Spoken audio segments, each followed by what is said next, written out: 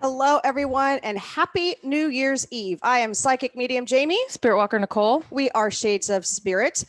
We are so excited to be able to bring a topic to the forefront of 2020, right? So we are finishing off strong here. Some of you across the world have already celebrated New Year's Eve, so happy New Year to you as well. 2020 definitely was a doozy, right? It gave us a lot of challenges. It gave us a lot of obstacles. It's still giving a lot of us a pain in our side. But at the same time, I don't want us going out in that vibration because so much good came of 2020 as well. So much of it was shadowed by what was going on across the world. It wasn't just in each of our own states or each of our own countries. This was a worldwide epidemic that hit. That pandemic affected millions upon millions of people. And then you throw in all of our own type of stuff in our country. You got the politics going on and, oh my gosh, just life in general and trying to survive. I mean, that's really where we're at now. And that anxiety, trepidation, that fear that we've had continues to still loom. But I don't want you going into 2020 with that energy. And if you are somewhere else where you have celebrated the new year and you're tuning in, welcome. And now start on this high vibration. And remember that we are a human race who has had to go through so many different hoops just to get to the next day. And there are those of us who actually really thrived in this type of environment as well. We took it to heart. We allowed ourselves to be in that moment to kind of move forward and do a lot of introspection. I read a great post today on Instagram from actually a friend of mine. And I didn't realize the hurt and the sadness and the sorrow that she was going on within her own, physical body, emotional body, turning to, alcohol as kind of a crutch and realizing that that wasn't working and taking herself back and being raw within herself and going deep down and finding what she honored within herself, reminding herself the beautifulness within her.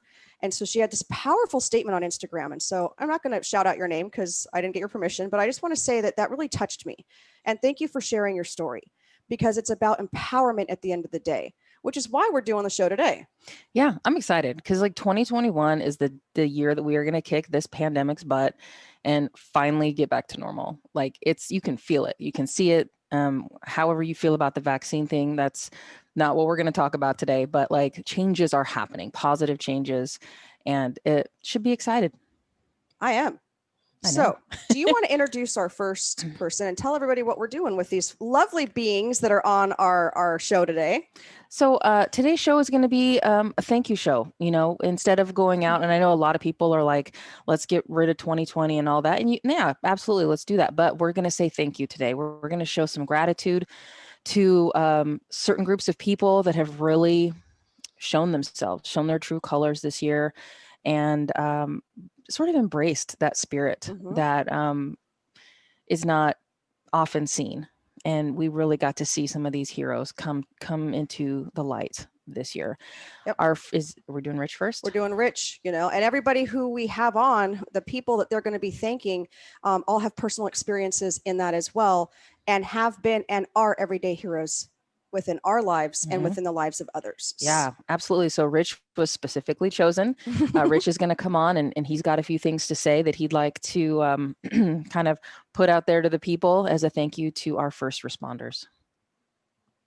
Hello, everyone. Rich Narich here.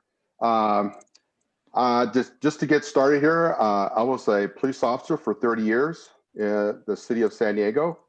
And I just want to make a shout out and a thank you to all the first responders that are out there. You people are standing in the gap. You're answering those radio calls. You're helping the people out. This is a trying time at this time of year, normally, especially for our line of work. And to throw in the pandemic on top of all that, plus all the other problems we were having in the past few months, it just piles on and it makes it it could be a challenge to be a first responder during this time. I would just say, you know, maybe if you have a second, take a breath and just kind of sit back and take your mind off your personal problems that you may be having, and actually go out and help someone. Take your mind off yourself and go help that victim. Maybe, you know, spend a little extra time with that victim that you normally would. And I think that will make all the difference in the world for you. It will definitely help you out. Now, Rich, you also have a special connection to the firefighters of the world. Do you want to talk a little bit about them? Yes, my son just got off probation. He's working for the Los Angeles Fire Department, and we're very proud of him. He's actually working today, as a matter of fact. I know he did he recently graduate, or he just got off probation? What did you say? He recently got off probation. How did it feel for you when you first saw him and all of his firefighting gear and ready to go out there? Were you scared? Were you proud? Was it a combination? I wasn't scared. I knew he was getting trained properly. This is something he wanted to do. I wasn't going to be a dream stealer and try to steer him away from that line of work. It's very dangerous, but it's very rewarding at the same time. And I'm just so proud of him. This was his dream job, and he had to go through a lot of hoops to get to that position where he could get into the academy.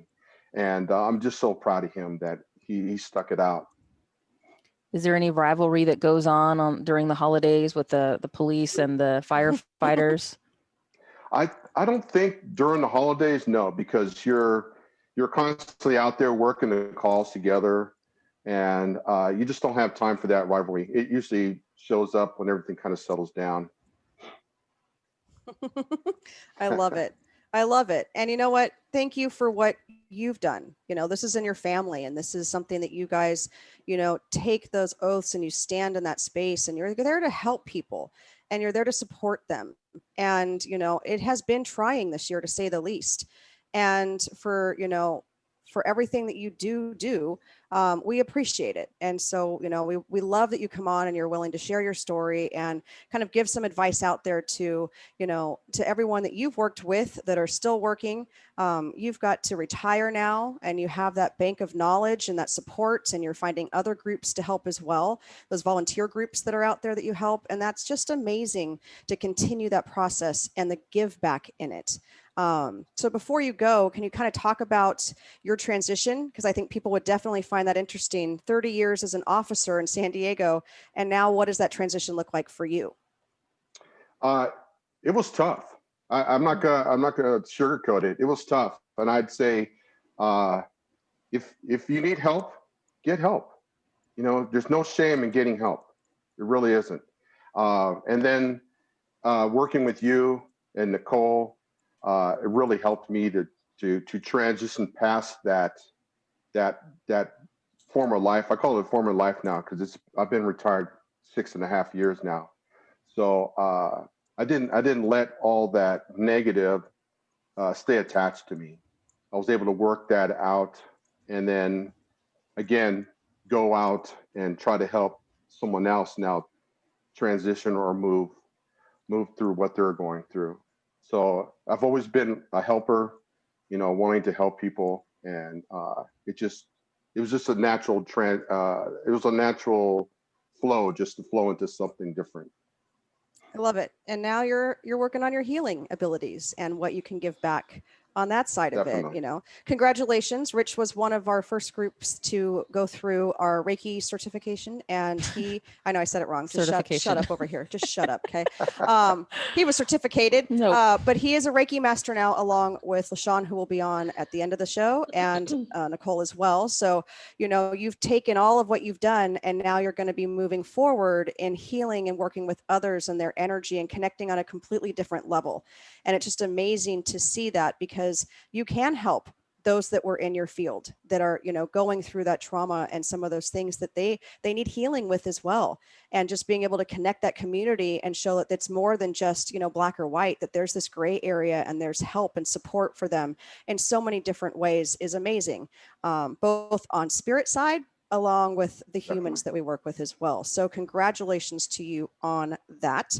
I'm going to pull one quick card because I think we're going to go to break here in just a second because it's also cards today. So I'm going to pull a card for Tanya. You're going to get the Moonology deck. And we want you guys just to be, this is interactive, it's allowing ourselves to just finish off this new year and go with it. I know, look, Nicole's already got the thing out here. All right, here we go. This one. What is it, Nicole? It is your commitment is being tested. Okay, Tanya. So with that, we want you to make sure that everything that you are looking for to come up for 2021 is exactly what you're in alignment with. And if you're feeling that trepidation in any type of relationships you're having, or if it's about moving forward with something for work, what you're doing, it is a little bit of a trying time. And they're talking to me about step back, probably take about 16 steps backwards and start being the observer. It seems to be a theme for a lot of us right now, is to be the observer in where you're standing, because you don't need this extra stress. That's a big thing for you. If they're not on board with you, then you know what? Your vibration's up here and they're down here, and that's okay. Let them kind of fall off on their own. And if they want to rejoin you at some point, then allow them to rejoin you, but you do not need to be tested. One of my favorite lines out of this card in the book, it says, what you believe to be true for you, what you believe to be true is true for you. So believe in yourself. I love it. Yep. I love it. And we will leave you with that. Happy New Year, Tanya. Thank you so much, Rich. We are going to go to break. And when we come back, we will be speaking with Donna. So we'll see you after these messages.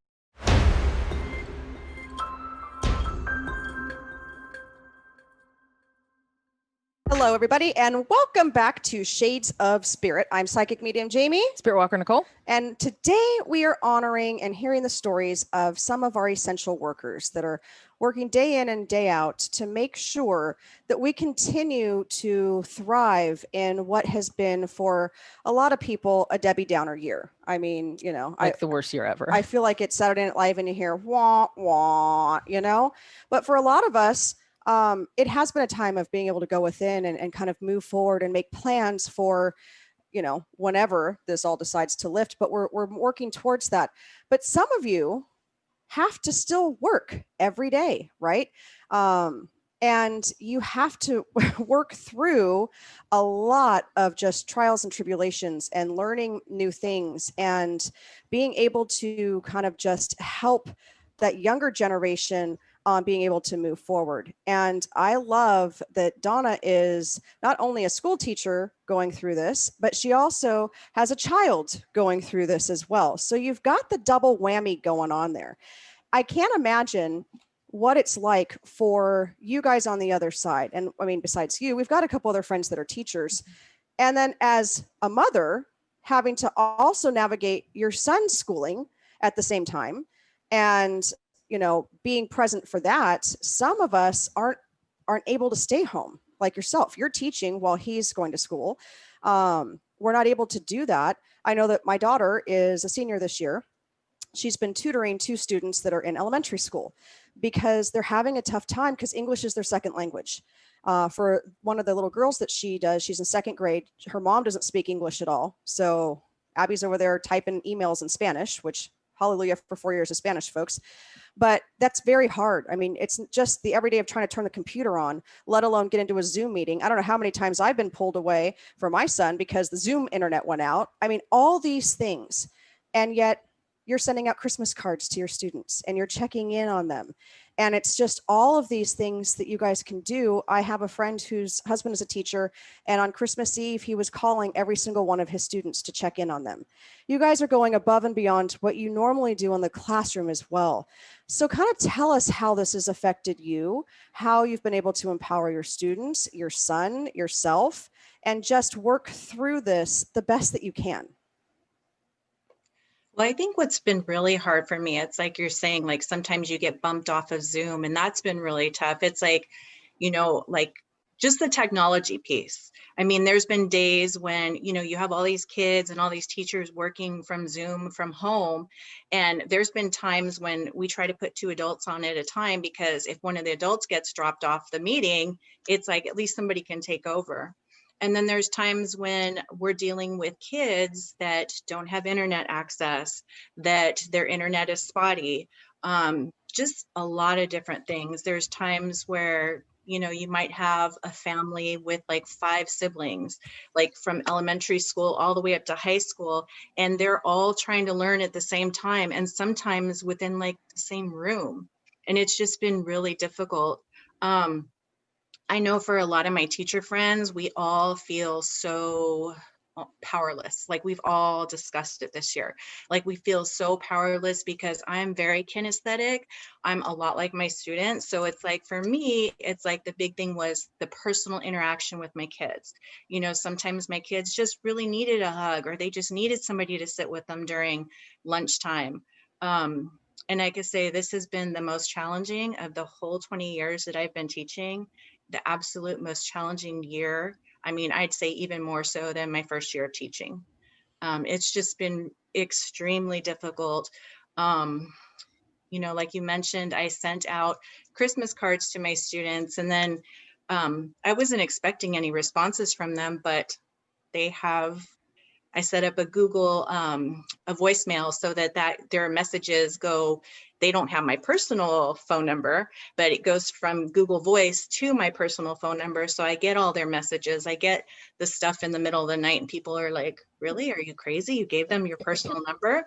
But I'm like, I know it's hard. I mean, those of you guys that know me, it's just when you've done this for so long, and as like a mama bear and as a grandmother, I just really feel for these kids. It's just extremely tough.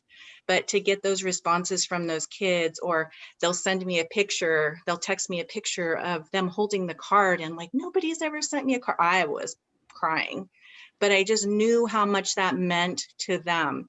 And just, that's the best I could do, because I couldn't go over to their house and give them a hug. And we're not supposed to hand deliver stuff, you know, because, well, COVID. So it's like we couldn't deliver stuff to their homes. So I did the best that I could. But it's just been really hard on a lot of my students. They've been really emotional. Your students, though, aren't regular students either. You're a middle school teacher. I'm a middle school teacher, but I'm also a special education teacher. Most of my students have learning disabilities, or they have ADHD. I do have some students in wheelchairs. I do have some kids with, oh, Miss Lisa, don't make me cry. You know, with physical disabilities, but most of my students, I deal with a lot of homeless kids. I deal with a lot of foster kids. So that layer on top of everything else has been really, really tough. Not being able to go do the home visits, which we normally could during the school year when we're in person. I can't do those. The district is not allowing me to do them. It's extremely hard. And I Just know really when we hard. talked at the beginning of the pandemic, you were like, some of these kids aren't going to eat. Like it wasn't just the Mhm. school aspect or Yeah. how are they going to get a computer. It goes down to some of these low income families. And I worked for a food and nutrition department as an area supervisor for Powell Unified. So I understand like the rush for everyone to kind of gather, how are we going to feed these kids? Well, you know what? They're still offering it through all school districts. But Mhm. what if you don't have a parent because they're working 2 jobs to make ends meet to be able to get you to pick up that food? So I mean, it goes far beyond just the learning part of it. It goes with their well-being and, you know, what is going on at home. There are a lot of things that we don't know behind the scenes. Even as teachers, you guys have inklings and you guys get to spend the time with them, and they get to get away from that environment. They get to have breakfast and lunch. Mhm. And that part kills me almost the most, is because we will make up the learning as time goes on.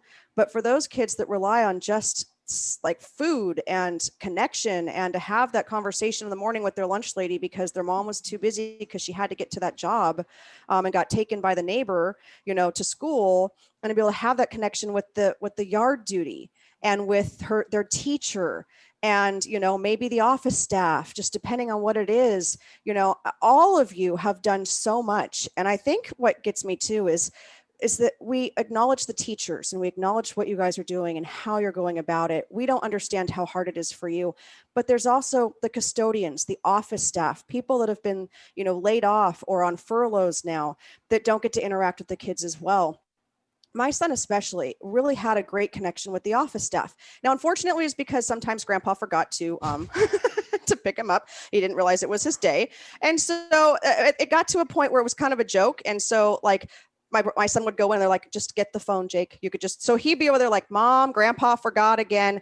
But at the end of the year of fourth grade, not knowing in fifth grade I wasn't going to get there. And then when I got to take all his books back in fifth grade, I went over and personally thanked each one of those staff members in that office, because the nurse who helped him out when he was, just having a day and would sit with him and allow him just to sit in there for the day and eat his lunch, to, the office tech, the principal's assistant, the principal, all of them knew him and called him by name and respected him and taught him valuable lessons that it's a safe place to be at. Like, all of you, the custodians, like he was doing crossing guard and all this stuff. They all interact with our kids, and we forget how many hands touch and raise those kids when they're at school.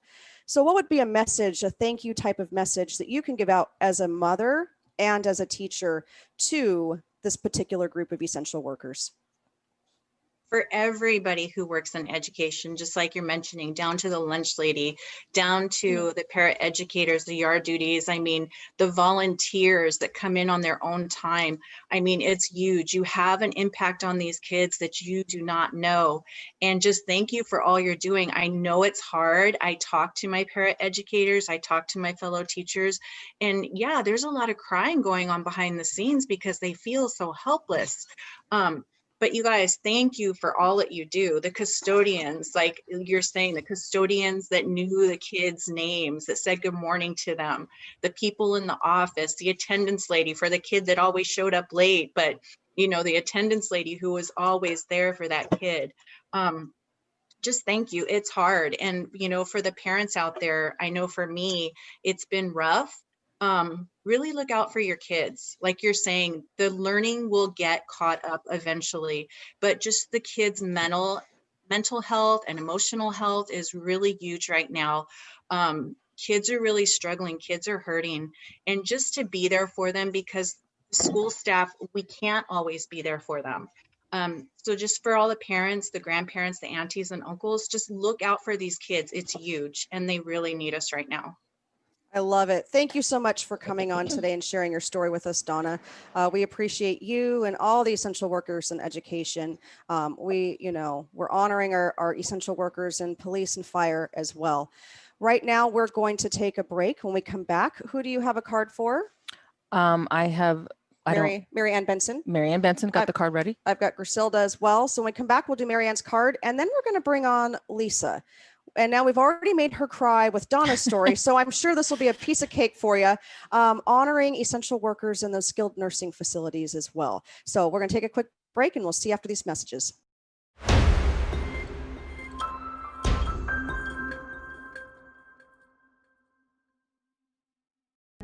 I love the music today. Benny, this is great. Like, it's so relaxing and calming, and it's a good vibe. Okay, welcome back, you guys. I'm Psychic Medium Jamie. Spiritwalker Nicole. You're watching Shades of Spirit today. We're going to jump right into this. We want to get Mary Ann's reading done, and then we're going to introduce Lisa. So have at it, Spiritwalker Nicole. So Mary Ann got the Angel of Clairvoyance card, which is talking about your third eye opening. Be observant of the signs and visions you receive. So the spirit team's talking about you're going to start getting, if you don't already, or if you already are, then it's going to be happening even more, those signs, those things. Clairvoyance, it means clear seeing. Jamie and I teach a class all about different psychic senses, and you have different clairs. Clairvoyance is about that clear vision, clear seeing. And some people don't really think about the fact that when you see those signs, those 1111 or the 1234, which is 1, 2, 3, 4, whatever it is, the angel symbols, signs, whatever resonates with you, that is a form of clairvoyance. When you start noticing that, it's like you're flexing your clairvoyance muscle. And that is a really good way to work on that all the time, is looking for the signs, seeing the, angel bumper sticker and being aware of that, hearing whatever it is, however you connect with it. So be aware that's coming for you, Marianne. And if you already are, it's going to be coming a lot more. So keep noticing them, maybe even write a journal, and put those things that you're seeing in there, because that has power when you start. And then you can start really documenting it and looking through the days and go, oh yeah. And then you just start noticing how much it's happening, because day to day, it's so easy to kind of, oh yeah, that's weird. That's a coincidence. But when you start documenting it and writing it down, you're like, that's way too many to be a coincidence. So clairvoyance is probably your strongest clair, and it is going to be coming in hot for you. Coming in hot. I like it. Why don't you introduce our next guest? This is our Lisa. Our Lisa. And, and I was trying to think of like a fancy way to introduce her. And the thing is, she's just like our friend. She's our very good friend, and she's a go-to, when, I don't know, like she's the one, like when you're not feeling great or just things aren't going, like a text from her can like really turn things around. And reaching out to her, even just having a cup of coffee with her, whatever it is, can make a difference. She's just that person. And I think a lot of you listening can, when you think about who's that person, for us, this is Lisa. I've known Lisa for a very long time, folks. So it's an honor to have her on, and her support and love for not only me as a person, but now what we're doing. I actually watched both of her sons when they were babies. So I'm not trying to date myself or anything, but we go way back. I met her because she lived next door to my parents. And so kind of grew up in that neighborhood and just continued that connection. And then when I really started coming into my gifts, she was right there as well. Like, hey, come on, let's do this together. So first of all, thank you for your support and just, your friendship over all these years and the caring that you have for our families and everyone around us. But you've had to make some transitions and adjustments in your own life this year as well, which puts us to the next group of essential workers that we're going to talk about today, the nursing homes, the hospice workers, the skilled nursing facilities that are taking care of our loved ones, sometimes to the point where we can't even go see them physically. And how much more weight does that put on their shoulders to have to kind of make up for that contact and those relationships? So why don't you give us a little story about where you're at right now and what's been going on? Well, thank you, ladies, for the intro. I wasn't going to cry, but that intro made me cry. Sheesh. So I'm a crybaby. I'm a July birth child, and we cry easy. So anyway, yes. So I've had my fair share of getting to know nursing homes and the care workers for that. We placed my mom on hospice this year, and she's with Sharp Hospice since May. And as you guys know, COVID was like in its like main house lockdown and everything. But those nurses and those aides, like they still went house to house. Like the aide still came twice a week to bathe her. The nurse still came. And they came out to and they still do, go out to the homes, and they have to trust that the people haven't been near COVID, that they don't have any symptoms. So they have to like trust the honor system and come out into homes. And so they're literally putting themselves in, which could be harm's way. And like gratitude and appreciation, here I go. It's really hard to say, thank you for going the extra mile, knowing that it's not safe for you. And so since we've put my mom in a hospice home, because she's in her late stage of transitioning to spirit, and it's the same thing. Luckily, in a hospice home, you can visit them. And so we get to see her any day of the week, anytime we want to go, for as long as we want to stay. But still, those workers are around the clock. They're dedicating their time to helping people. And, you can't thank them enough, because, once your loved one who is, terminally ill isn't at your home anymore, you have to rely on strangers to take care of them. And so like you can't say thank you enough for everything you do in caring for other people's families. Absolutely. And that's the And biggest I cried. part. And then you cried. We knew you were going to cry. But no, I mean, that really is, the bottom line is that there's still nurses and, like you said, aides that are still going to homes. There still has to be care given. We can't just all lock down and hide. Like, lives have to continue evolving, and they are coming in knowing that they might end up getting sick. And yet they still show up to your door. Mhm. They still come on in, now obviously protected and masked and all that for both sides. But sometimes what we forget is that they have to go home to their families, just like first responders, right? They're out there in the middle of it. And, doctors and nurses and all of you that are on these front lines working with the public, then to have to go home and, undress in the garage and put your clothes directly in the laundry, get right into the shower, right? Keep your distance sometimes from your family. Some of you haven't hugged your own children since March. Mhm. And we forget sometimes how that affects the person who is walking into your home to still do their job, to still honor the healthcare industry, to still be that person that's taking care of our loved ones as well. And for you to be able to go and see her is a gift, because there are so many places to where you can't. And you see the pictures, and we have people we know, and it's like through a glass, right? At least they can have that contact, but some of them can't have contact at all.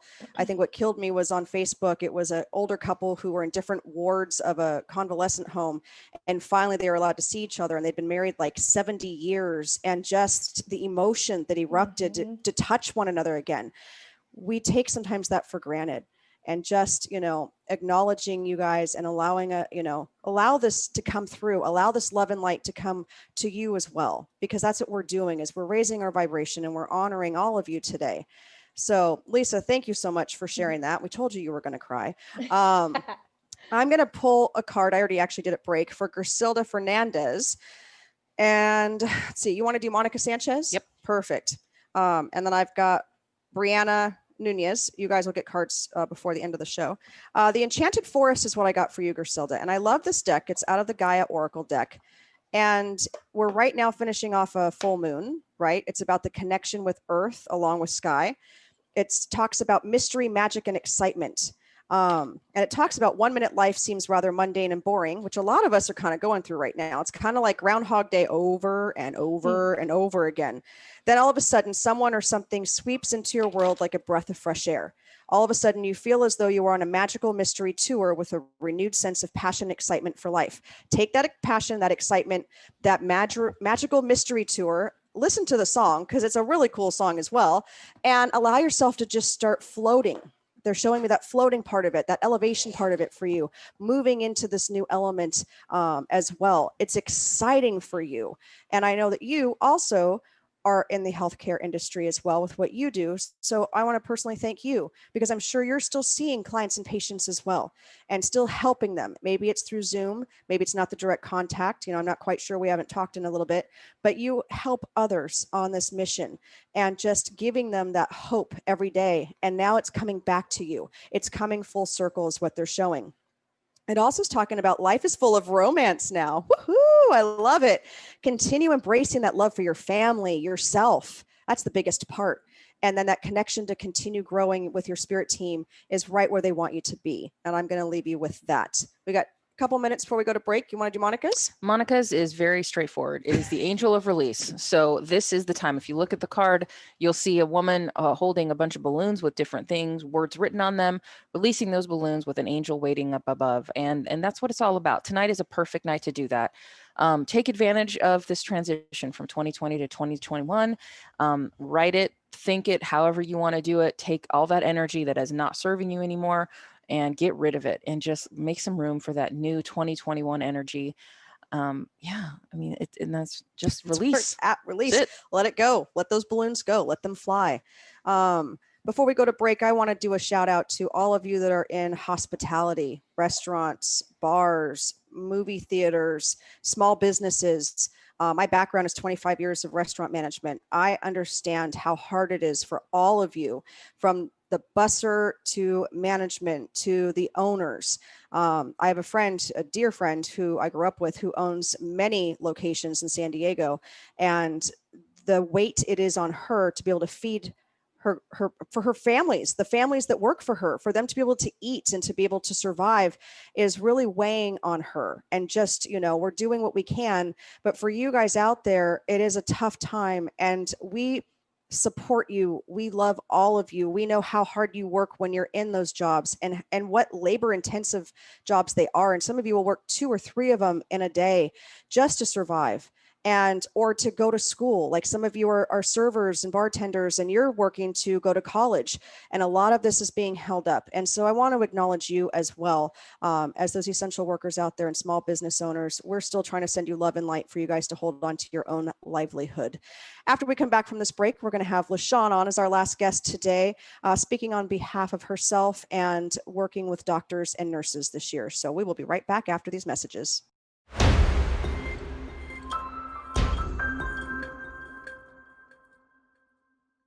Hello, everybody, and welcome back. I am Psychic Medium Jamie. And Spiritwalker Nicole. Are you sure? I am. All right. We are Shades of Spirit. We are giving out some shout outs to our essential workers today. And we're raising our vibration. We're all sharing in this love and light energy so that we can move into 2021 on a brand new vibration, ready to go, right? It is a big deal. We're switching into a new year. Let's really embrace that and embrace that change that's going to come with it. Positive change, thinking positively. So, Brianna, your card, real quick, is the contribution card. Contribution. I can't talk today. There we go. I should have just let you do this one. What'd you say? I know. I just leave me alone. Contribution. Correct. Yeah. It says, let us celebrate life in this one eternal moment as 2 souls full of infinite love. You are now bestowed with infinite grace and blessings. Go forth and lavish the world with their joys and their wonder.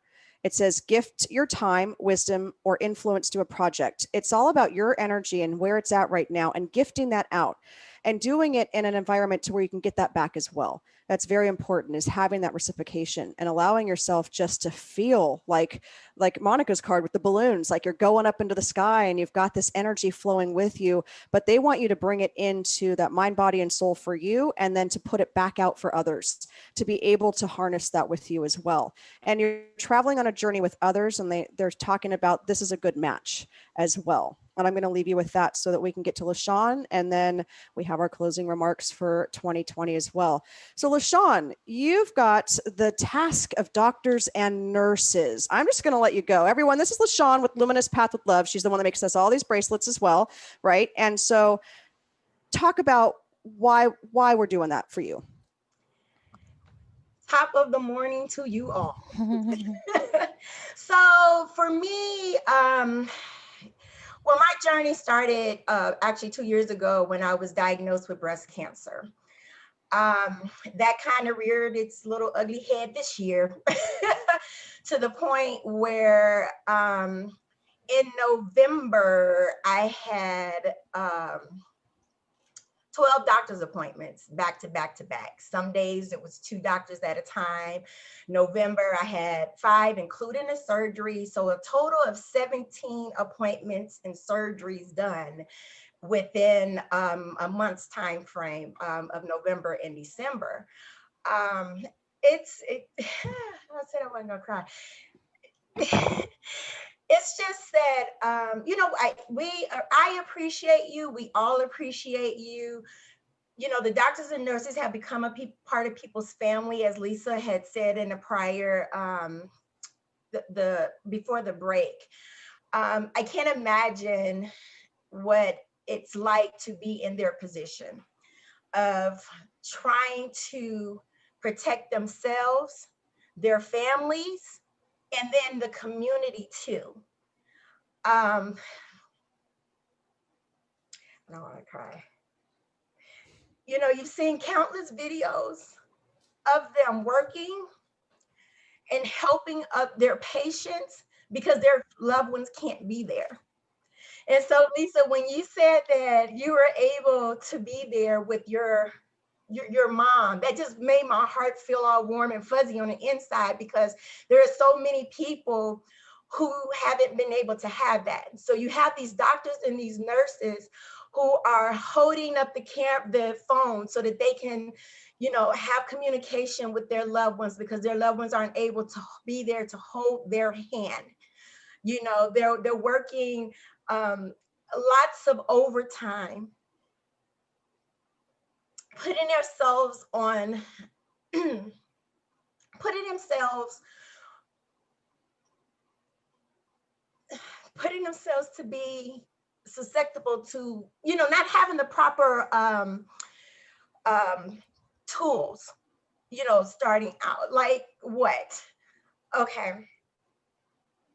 It's true though, because they were putting themselves on the line. They were still showing up to work every day, knowing that maybe all of the equipment that they had for themselves and their protection wasn't going to be enough. And yet they still got up and they went to work and they helped us. And they, again, were, worried about their own families. I have a couple people who ended up, moving out into the RV for a long period of time till they understood the virus and waved to their families from the RV.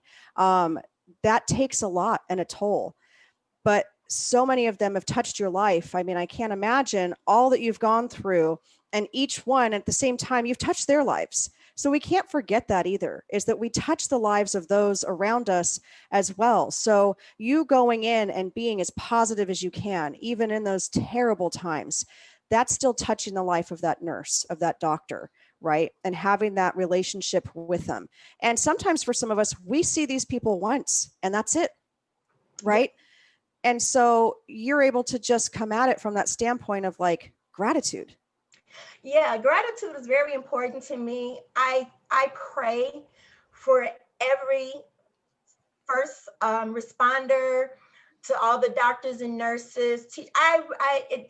It's my staple every single day to send out these prayers to these frontline workers, because I just can't imagine being in their shoes and now being faced with the decisions that they're having to be faced with right now, of making a decision as to who's going to get care and who's not. Who wants that responsibility? But these are the things that they're facing. They're tired. They're exhausted. Now, I would say this. I appreciate the fact that these people who took care of me during, all these appointments, the countless COVID tests that I've had to take in the last couple of months, like I'm surprised I'm even able to breathe right now. The Q-tips so much,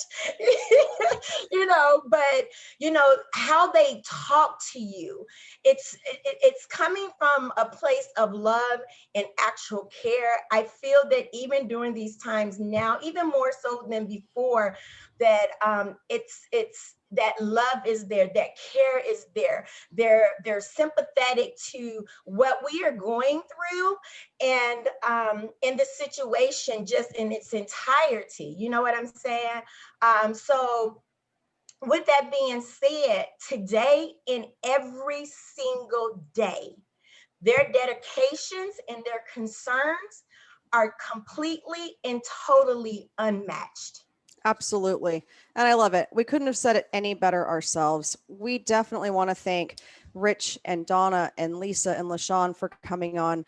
We know we couldn't get to every single category of the essential workers today. In an hour, there's no way. So for those of you that we couldn't, call out personally, we want to thank all of you, the frontline workers, the essential workers, the moms and the dads that are having to figure out how to homeschool their children, and all the other things that we have been doing as a society.